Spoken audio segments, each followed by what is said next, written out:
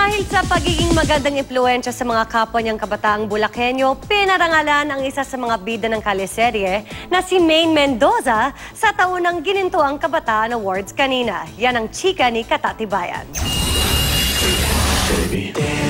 Hindi maikakaila na isa si Maine Mendoza o Yaya Dub sa mga bagong kinikilala at tinitingalang celebrity sa ngayon. Bukod sa pagiging natural sa pagpapakilig at pagpapatawa sa kaliserye ng Itbulaga, minahal din ng mga tagahanga niya si Maine dahil sa kanyang pagiging simple.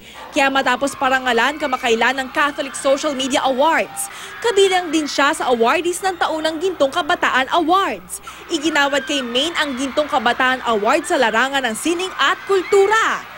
Hiyawan ang lahat ng personal na dumating si Maine sa hiyas ng Bulacan Convention Center sa Malolos, Bulacan para tanggapin ang parangal na ito.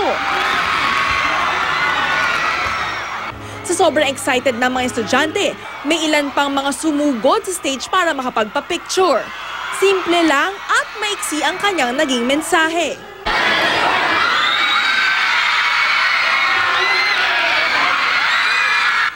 Parangal na Gintong Kabataan Award ay ibinigay sa mga Bulakenyo at Bulakenya na nagsilbing inspirasyon at naghatid ng magandang impluwensya sa mga kabataan.